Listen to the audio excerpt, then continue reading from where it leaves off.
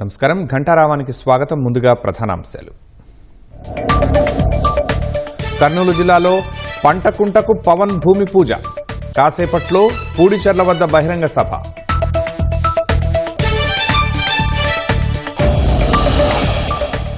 కుడమి రక్షణకు చేయగలిగినంత చేయండి. ఎర్త్ అవర్ పాటించాలని సీఎం పిలుపు.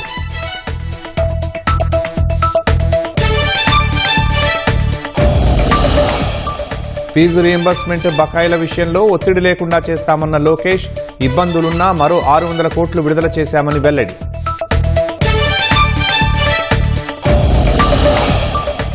తూర్పుగోదావరి జిల్లా బలభద్రపురంలో వైద్య పరీక్షలు. క్యాన్సర్ వ్యాప్తిపై ఈటీవీ ఈనాడు కథనాలతో ఇంటింటి సర్వే.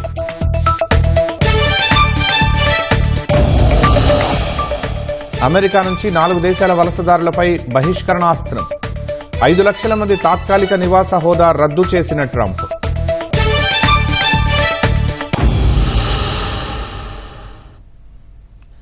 తూర్పుగోదావరి జిల్లా బలభద్రపురంలో క్యాన్సర్ వ్యాప్తిపై ఈటీవీ ఈనాడు కథనాలతో వైద్యారోగ్య శాఖ కదిలింది. ఇంటింటి సర్వే నిర్వహిస్తోంది. మరిన్ని వివరాలు మా ప్రతినిధి సాయికృష్ణ ప్రత్యక్ష ప్రసారం ద్వారా అందిస్తారు.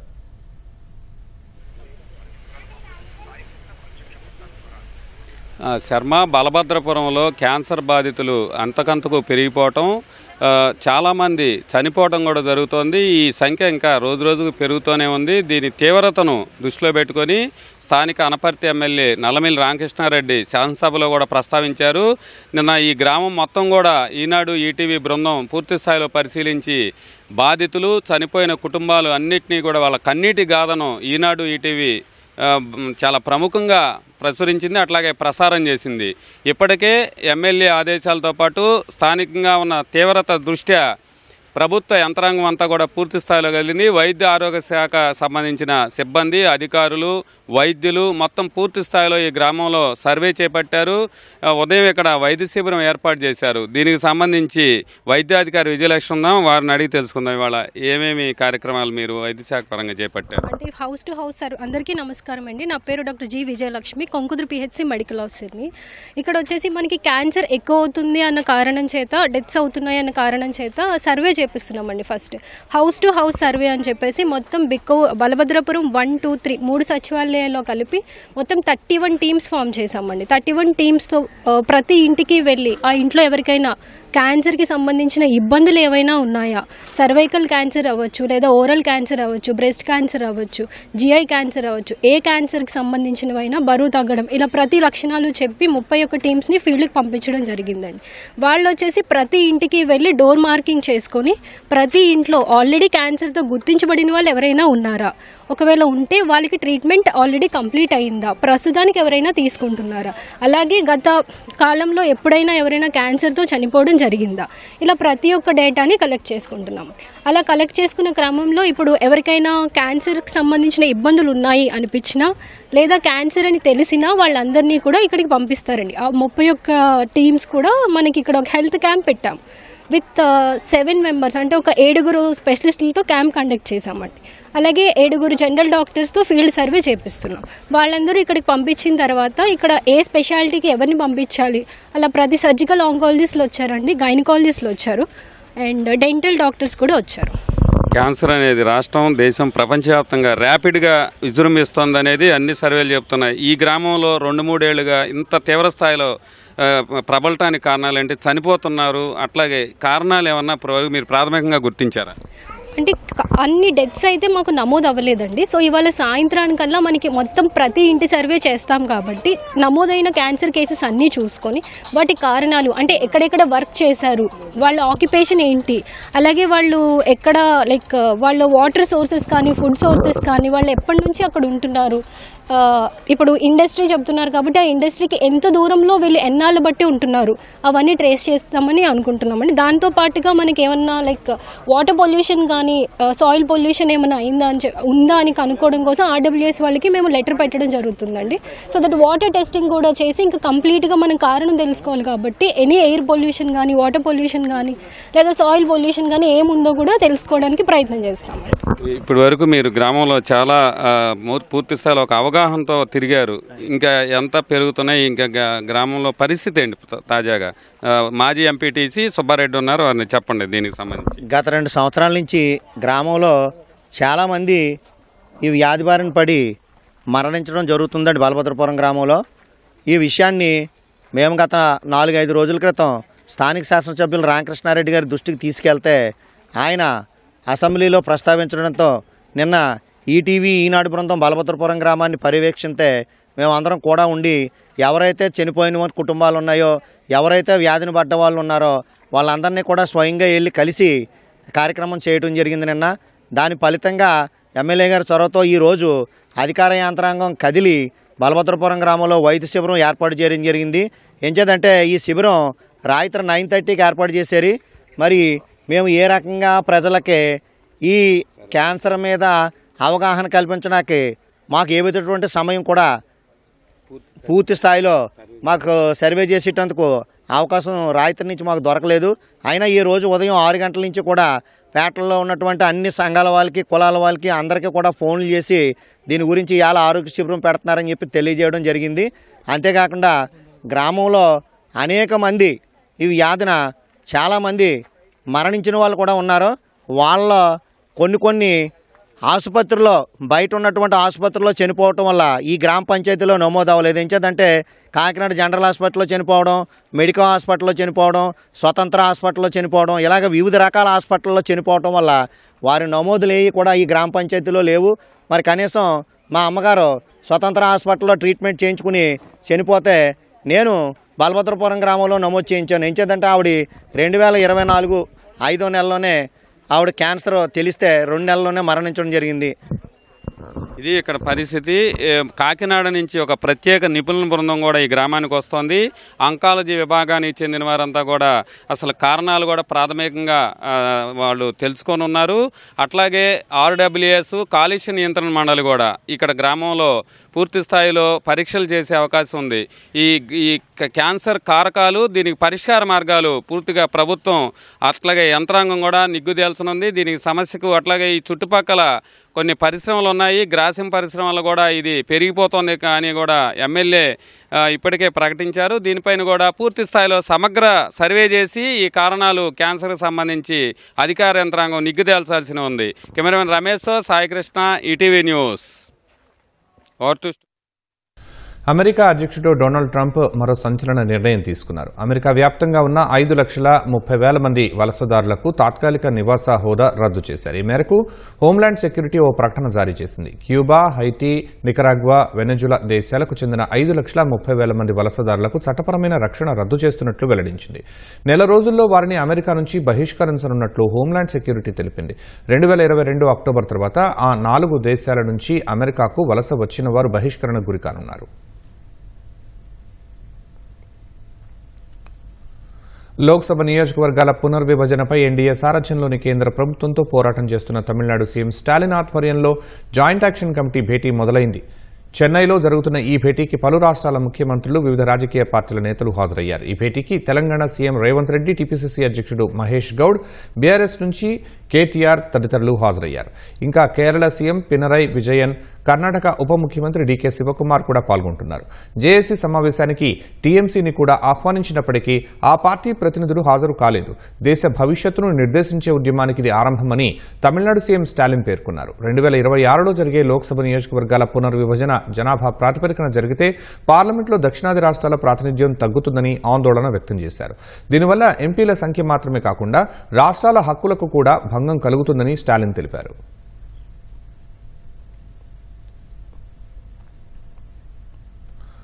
భూమిని పరిరక్షించుకునేందుకు ప్రతి ఒక్కరూ తమ వంతు కృషి చేయాలని ముఖ్యమంత్రి చంద్రబాబు పిలుపునిచ్చారు. ఎర్తవర్ ప్రపంచవ్యాప్తంగా లక్షలాది మందిని ఏటా 60 నిమిషాల పాటు ఏకం చేస్తోందని తెలిపారు. ఈ ఏడాది ఎర్తవర్ ప్రపంచ జల దినోత్సవం ఒకే రోజు వచ్చాయని సీఎం గుర్తు చేశారు. శక్తి, నీటి సంరక్షణ ప్రాముఖ్యతను గుర్తించి సుస్థిరమైన భవిష్యత్తుకు స్వర్ణాంధ్ర 2047 మార్గదర్శకాలు రూపొందించామన్నారు. రేపటి ఉజ్వల భవిష్యత్ కోసం రాష్ట్ర ప్రభుత్వం తన వంతుగా కృషి చేస్తోందని చెప్పారు. ప్రతి ఒక్కరూ ఇందుకు సహకరించినప్పుడే అర్థం అవుతుందన్నారు. చిన్న ప్రయత్నాలు పెద్ద మార్పునకు దారితీస్తాయని ప్రతి ఒక్కరూ కృషి చేయాలని సీఎం సూచించారు. ఇందుకు తన ప్రోత్సాహం ఉంటుందని ముఖ్యమంత్రి స్పష్టం చేశారు. రాజకీయాలు ఎన్నికలకే పరిమితమని, ప్రభుత్వం శాశ్వతమనే విషయాన్ని జగన్ తెలుసుకోవాలని మంత్రి లోకేష్ హితవు పలికారు. 2019లో అధికారంలోకి వచ్చిన జగన్ విద్యాశాఖలో 4,271 కోట్ల రూపాయల బకాయిలు పెట్టారని, వాటిని విడతల వారీ చెల్లిస్తున్నామని తెలిపారు. ఇప్పటికే 788 కోట్ల రూపాయలు విడుదల చేశామని, తాజాగా మరో 600 కోట్లు ఇచ్చామని చెప్పారు. త్వరలో మరో 400 కోట్లు విడుదల చేస్తామన్నారు. ఆర్థిక ఇబ్బందులు ఉన్న జగన్ ఉంచి వెళ్లిన బకాయిలు భారంగా మారినా విద్యార్థులు, తల్లిదండ్రులపై ఒత్తిడి లేకుండా చేయడమే తమ బాధ్యత అని లోకేష్ తెలిపారు. టీడీపీ హయాంలో చేపట్టిన అభివృద్ధి పనులు జగన్ ఆపేశారని, జగన్ నిరంకుశ మనస్తత్వం ప్రజాస్వామ్యానికి ప్రమాదమని లోకేష్ అన్నారు.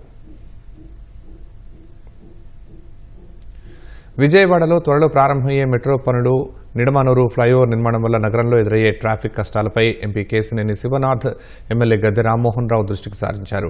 ఆటోనగర్ ప్రాంతంలో సిఆర్డీఏ కమిషనర్తో కలిసి వారిద్దరూ పర్యటించారు. ఆటోనగర్లోకి వచ్చే భారీ వాహనాల వల్ల ట్రాఫిక్ కష్టాలు ఎదురుకాకుండా ప్రత్యామ్నాయంగా ఆటోనగర్ టెర్మినల్ రోడ్, బల్లెంవారి వీధి, మహానాడు రోడ్ జంక్షన్, శక్తి కళ్యాణ మండపం రోడ్, ఘంటసాల రోడ్లు పరిశీలించారు. రామవరపాడు రింగ్ రోడ్డు నుంచి కేసరపల్లి వరకు గన్నవరం ఎయిర్పోర్టుకు వెళ్లేందుకు ప్రత్యామ్నాయ మార్గం ఏర్పాటు చేయాలని సిఆర్డీఏ కమిషనర్కు సూచించారు. మహానాడు రోడ్ నుంచి నిడమానూరు వరకు ఫ్లైఓవర్, గన్నవరం నుంచి మెట్రో పనులు పూర్తయితే విజయవాడలో ట్రాఫిక్ సమస్య ఉండదని ఎంపీ కేశినేని శివనాథ్ తెలిపారు. ఈలోగా ప్రజలు ఇబ్బంది పడకుండా ప్రత్యామ్నాయ మార్గాలు సిద్ధం చేస్తామని స్పష్టం చేశారు.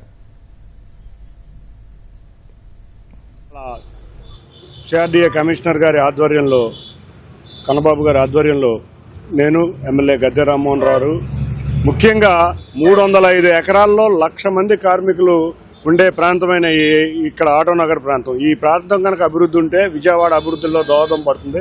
కాబట్టి గౌరవ ముఖ్యమంత్రి గారు, గౌరవ మున్సిపల్ మంత్రి గారు ఆధ్వర్యంలో ఏర్పడిన సిఆర్డీఏలో ఇవాళ అమరావతి సమస్యలే కాదు, సిఆర్డీఏ ప్రాంతంలో ఉన్న అన్ని రోడ్లు డెవలప్మెంట్లో భాగంగా కమిషనర్ గారి ఆధ్వర్యంలో ఇవాళ ఆటోనగర్ రావడం జరిగింది. త్వరలో ఇటువంటి ఆటోనగర్ని దేశంలో ఎక్కడా లేని విధంగా ఉండే ఇటువంటి ఆటోనగర్ని, ఇంత డెన్సిటీ ఆఫ్ ఆటోనగర్ని free flow of traffic allow చేయాలి. అంతేకాకుండా రేపు రాబోయే కాలంలో ఫ్లైఓవర్ కూడా రాబోతుంది. నిడమానూరు నుంచి మహానాడు రోడ్డు కూడా మూసుకుపోబోతుంది. కాబట్టి ఇక్కడ చాలా మంది జీవనోపాధి కోల్పోబోతారు. కాబట్టి దానికి ముందుగానే మేల్కొని ప్రత్యామ్నాయ రోడ్లు చూడటానికే మేము ఇవాళ రావడం జరిగింది. హత్య సినిమాలో తనను, తన తల్లిని క్రూరంగా చిత్రీకరించి వాటిని సామాజిక మాధ్యమాల్లో వైరల్ చేస్తున్నారంటూ వివేక హత్య కేసు నిందితుడు ఇచ్చిన సునీల్ యాదవ్ ఫిర్యాదుపై కేసు నమోదైంది. మొత్తం 5గురిపై పులివెందుల పోలీసులు కేసు పెట్టారు. వైఎస్ అవినాష్ అన్న youth WhatsApp group admin Pawan కుమార్తో పాటు హత్య సినిమా డైరెక్టర్, నిర్మాత, రైటర్పై కేసులను నమోదు చేశారు. హత్య సినిమాలోని దృశ్యాలను పులివెందుల వైఎస్ అవినాష్ అన్న యూత్ వాట్సాప్ గ్రూప్తో పాటు YCP Kadapa social media WhatsApp గ్రూప్లో వైరల్ చేస్తున్నారని సునీల్ యాదవ్ ఫిర్యాదులో పేర్కొన్నారు. ప్రకాశం జిల్లా నాగులుపలపాడు మండలం ఉప్పుగుండూరు సమీపంలో ఆగి ఉన్న లారీని స్లీపర్ బస్ ఢీకొంది. ప్రమాదంలో 12 మంది విద్యార్థులు, 2 ఉపాధ్యాయులు స్వల్పంగా గాయపడ్డారు. బాధితులు కృష్ణా జిల్లా జెడ్పీ పాఠశాల విద్యార్థులుగా పోలీసులు వెల్లడించారు. విజ్ఞాన యాత్రలో భాగంగా చెన్నై, తిరుపతి ప్రాంతాలకు వెళ్లి తిరిగి వస్తుండగా ప్రమాదం జరిగిందని చెప్పారు. బస్సు డ్రైవర్ నిద్రమత్తు వల్లే ప్రమాదం జరిగిందని భావిస్తున్నారు. క్షతగాత్రులను ఒంగోలు ప్రభుత్వాసుపత్రికి తరలించారు.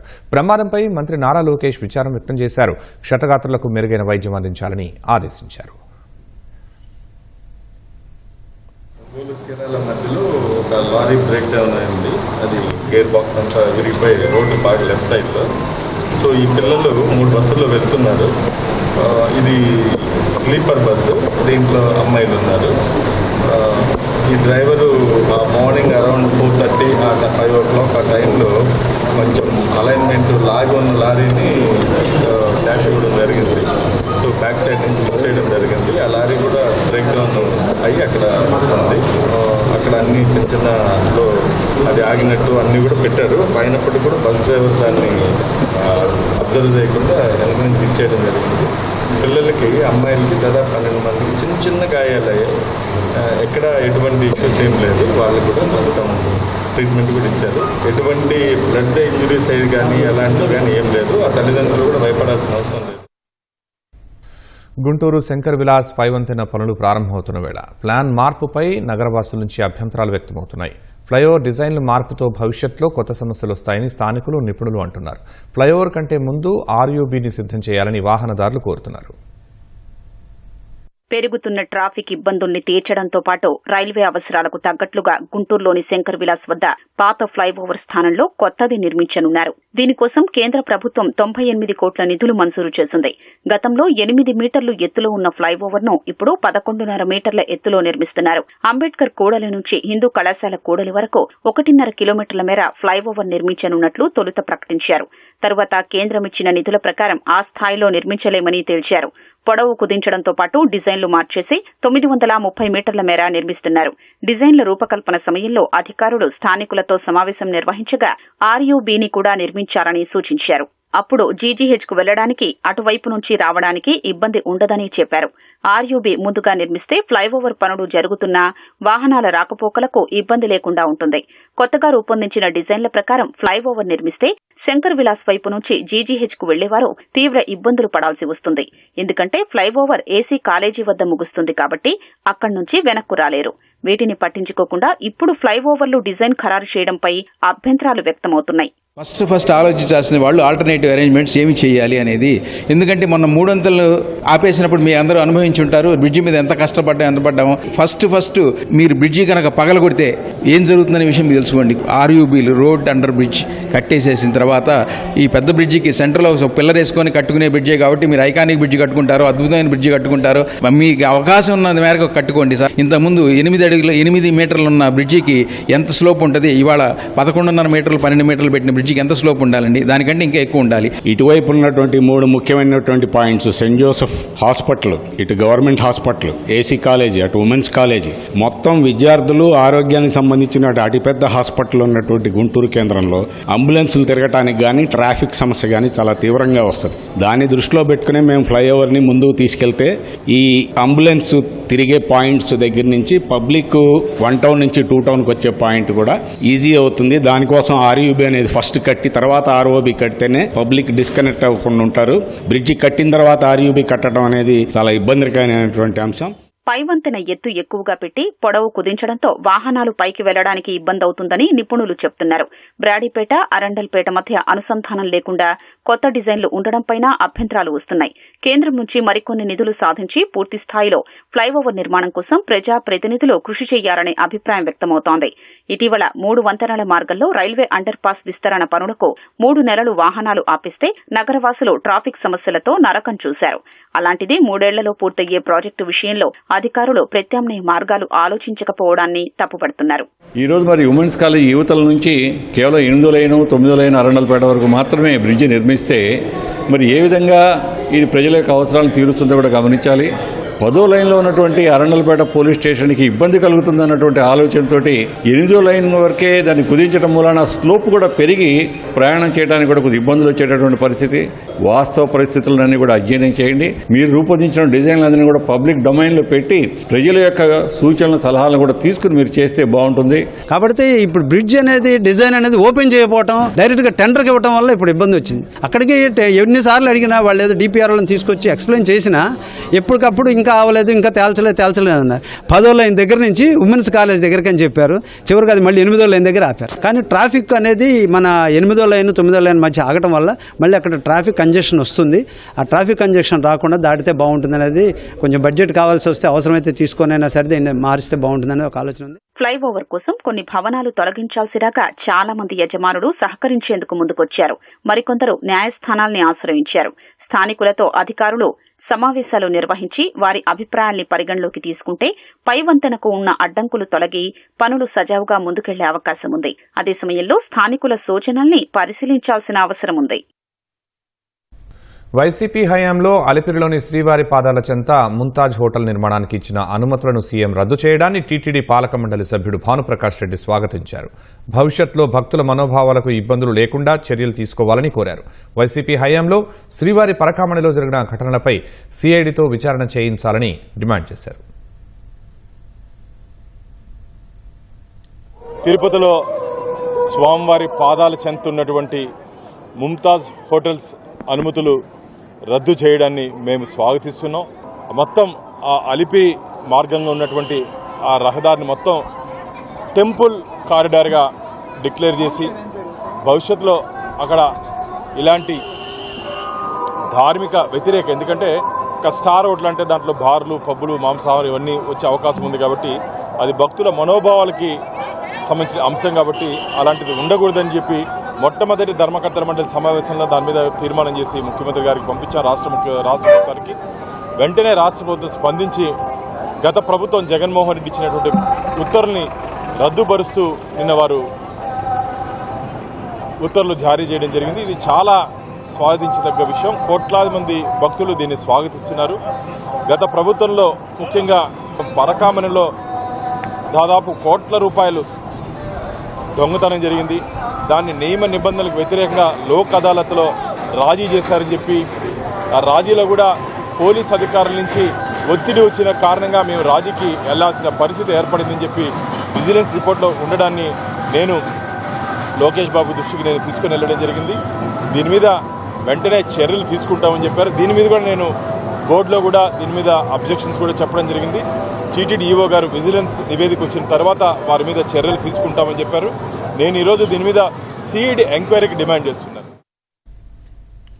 అవనిగడ్డ భార్గవ మెడికల్స్లో పట్టుకున్న అతి ప్రమాదకరమైన ఐసిస్ మారక ద్రవ్యం వెనుక మాజీ మంత్రి వైసీపీ నేత వెల్లంపల్లి శ్రీనివాసరావుకి సంబంధం ఉందని టీడీపీ ఆరోపించింది. షాపు యజమాని కొనకళ్ల రామ్మోహన్, ఆయన సోదరుడు వెల్లంపల్లికి వ్యాపార భాగస్వాములని టీడీపీ రాష్ట్ర కార్యనిర్వాహక కార్యదర్శి కనపర్తి శ్రీనివాసరావు ఆరోపించారు. వెల్లంపల్లిని, మెడికల్ షాపు యజమానులను ఈగల్ టీం వెంటనే అరెస్టు చేయాలని శ్రీనివాసరావు డిమాండ్ చేశారు.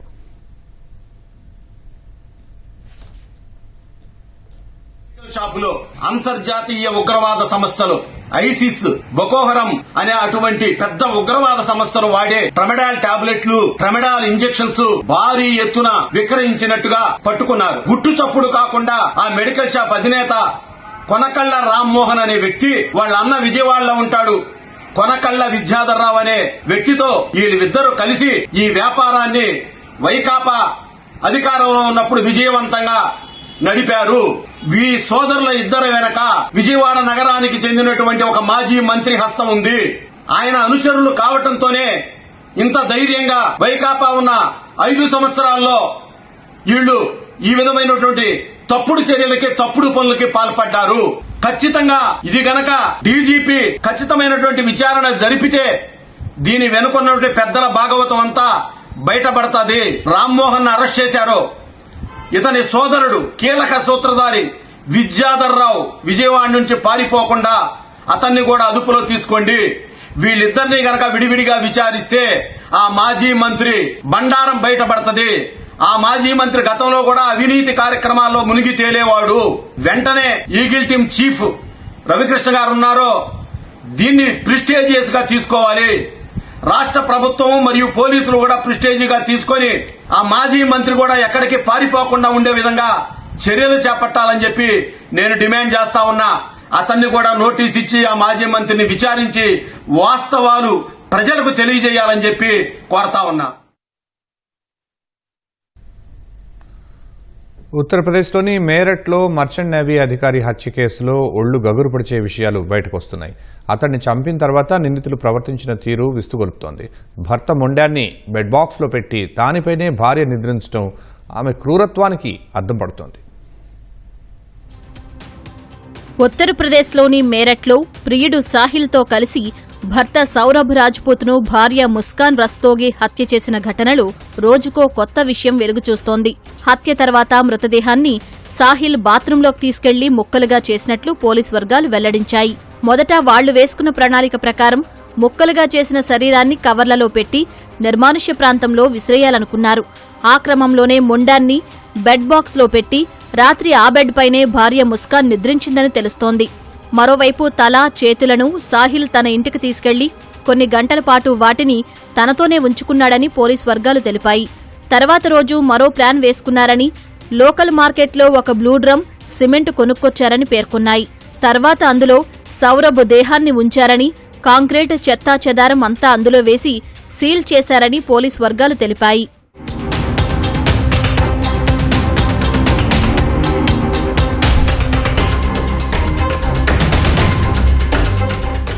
ఇటీవల కుమార్తె పుట్టినరోజు కోసం విదేశాల నుంచి వచ్చిన సౌరభ్ వేరే ప్రాంతంలో ఉన్న తల్లిదండ్రుల వద్దకు వెళ్లాడు.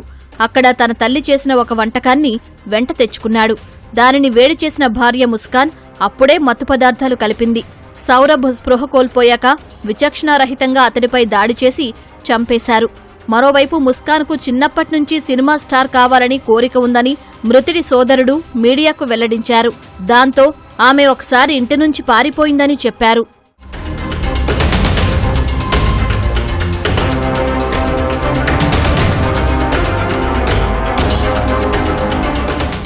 సౌరభ్ రాజ్పూత్ ముస్కాన్ 2016లో ప్రేమ వివాహం చేసుకున్నారు. సౌరభ్ మర్చెంట్ నేవీలో పనిచేసేవాడు. వారికి 2019లో కుమార్తె జన్మించింది. ఆ తర్వాత ముస్కాన్కు సాహిల్తో వివాహేతర సంబంధం ఏర్పడ్డంతో విడాకుల వరకు వెళ్లారు. కానీ కుమార్తె కోసం సౌరభ్ వెనక్కి తగ్గినట్లు తెలుస్తోంది. తర్వాత ఉద్యోగం నిమిత్తం విదేశాలకు వెళ్లిన అతడు గత నెల కుమార్తె పుట్టినరోజు కోసం తిరిగొచ్చాడు. ఇది నచ్చని ముస్కాన్ ప్రియుడితో కలిసి ఈ దారుణానికి ఒడిగట్టింది. 2023 నుంచే భర్తను చంపడానికి ఆమె ప్రయత్నించిందని పోలీసు వర్గాలు వెల్లడించాయి.